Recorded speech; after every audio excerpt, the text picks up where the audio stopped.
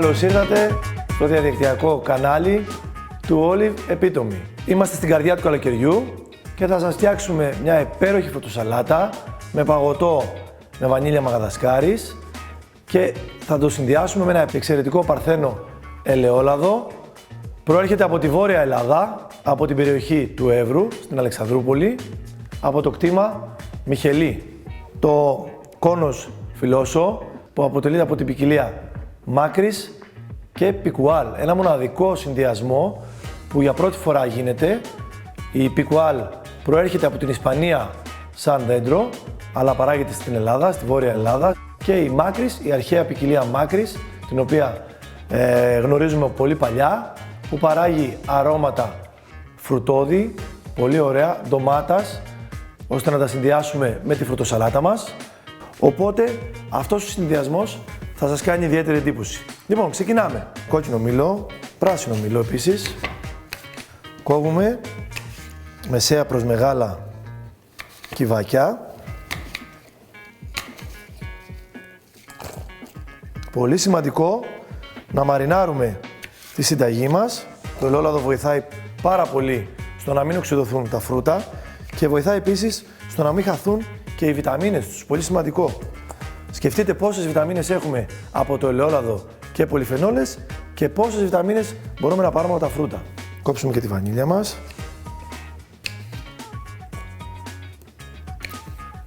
Σταφύλι. Πολύ ωραίες ρόγες. Δεν θα τις βάλω ολόκληρες. Θα προσπαθήσω να τις κόψω γιατί θα μας δώσουν τους χυμούς τους. Και κόκκινο σταφύλι φυσικά. Και αυτό έχει διαφορετικά αρώματα. Και αν έχουμε κουκούτσια, μπορούμε αν θέλετε και να τα αφαιρέσουμε. Το επόμενο υλικό είναι ο ανανάς. Τον έχουμε κόψει στα 4 κομμάτια και στο κέντρο, προσέχετε, βγάζετε πάντα το ξυλώδη σημείο, το οποίο δεν τρώγεται. Ο ανανάς επίσης έχει ένα ωραίο αποτέλεσμα γευστικό σε συνδυασμό με το ελαιόλαδο, γι' αυτό και τον επιλέξαμε. Τον κόβουμε και αυτόν σε μικρά κομματάκια. Προσέχουμε σε μια φρουτοσαλάτα το μέγεθος να είναι τέτοιο ώστε να μπορεί κάποιος να το φάει, να το βάλει εύκολα στο στόμα χωρίς να χρειάζεται να το ξανακόψει. Ειδικά όταν το σερβίρουμε σαν επιδόρπιο. Έχουμε φράουλες, πολύ ωραίες φράουλες, μυρίζουν καταπληκτικά. Τις κόβουμε και αυτές σε μεγάλα κομμάτια, να μοιάζουν με τα υπόλοιπα υλικά μας. Ωραία, αρχίζουν και γεμίζουν τα υλικά μας. Έχουμε ακόμα ακτινίδιο.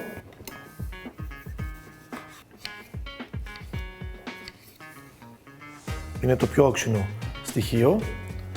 Μπανάνα. Φρέσκο ρόδι. Καθαρίζουμε επίσης προσεκτικά. Να μην βάλουμε τα λευκά πικρά στοιχεία του ροδιού. Βάζουμε μερικούς σπόρους από ρόδι. Κόκκινα σμέουρα, τα οποία και θα τα κόψουμε. Είναι τα πιο ευαίσθητα. Σμέουρα και ωραία μούρα. Γι' αυτό και θα προσέξουμε το πώς θα ανακατέψουμε τη φρουτοσαλάτα. Στη μέση και αυτά, ή μπορείτε να τα αφήσετε και ολόκληρα. Από αποξηραμένα τώρα στοιχεία, ξεκινούμε με τους χρουμάδες. Αυτούς λίγο περισσότερο ψιλοκομμένους, διότι έχουν άλλη υφή, διαφορετική υφή και θα μας ενοχλούν την ώρα που θα το τρώμε. Ωραία. Λίγα κράνμπερι, τα οποία και αυτά θα τραβήξουν από τους χυμούς των φρούτων και από το ελαιόλαδο. Και επίσης πορτοκάλι σε κύβους.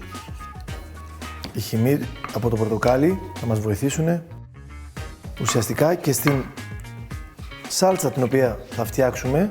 Είμαστε έτοιμοι σχεδόν με τα φρούτα μας και τώρα θα περάσουμε στη μαρινάδα.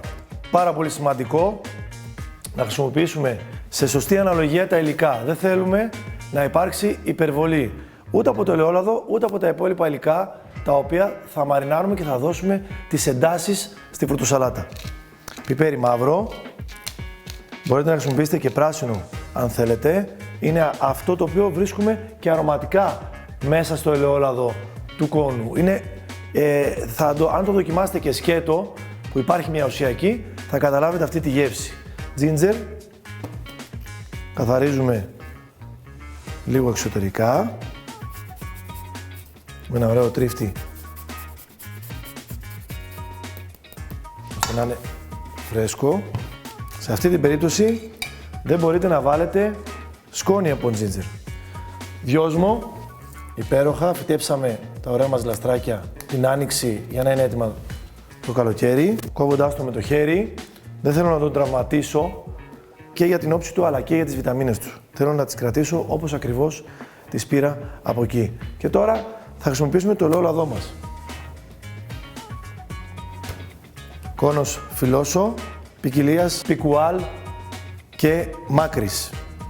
Πολύ νόστιμο ελαιόλαδο, από το κτήμα Μιχελή. Δεν το λυπόμαστε, βάζουμε πάρα πολύ, το χρειάζεται η συνταγή μας. Τώρα ξεκινάμε το ανακάτεμα.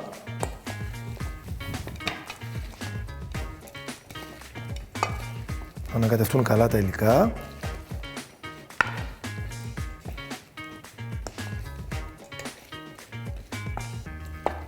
Και θα αφήσουμε να μαριναριστεί η σαλάτα μας τουλάχιστον 1 με 2 ώρες. Μην φοβάστε να αφήσετε αρκετή ώρα τα φρούτα σας με το ελαιόλαδο. Το ελαιόλαδο βοηθάει εξαιρετικά στο να μην οξυδωθούν τα φρούτα μας, στο να μην αλλάξουν χρώμα. Πολύ πιο νόστιμη αν είναι αρκετά δροσερή, ίσως και από το ψυγείο θα ήταν καλύτερα. Έτοιμα τα φρούτα μας, έχουν ήδη μαριναριστεί, μυρίζει και το ελαιόλαδο και τα φρούτα. Παίρνουμε ένα ωραίο πιάτο, θέλουμε να έχουμε λίγο βάθος, ώστε να σερβίρουμε τα φρούτα μας. Μπορείτε να το σερβίρετε και στη μέση του τραπεζιού σαν επιδόρπιο και να πάρει όποιος θέλει όσο θέλει.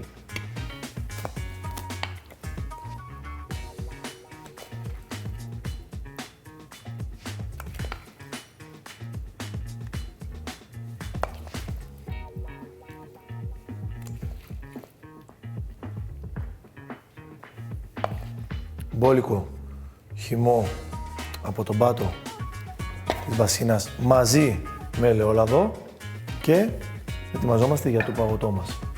Έχουμε ένα ωραίο παγωτό βανίλιας. Θα κάνουμε μία μικρή τρύπα εσωτερικά στα φρούτα και θα βάλουμε το παγωτό μας.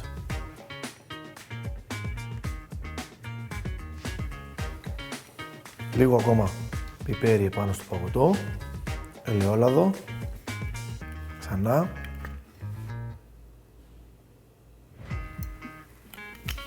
Και μερικά βότανα, ώστε να στολίσουμε το πιάτο.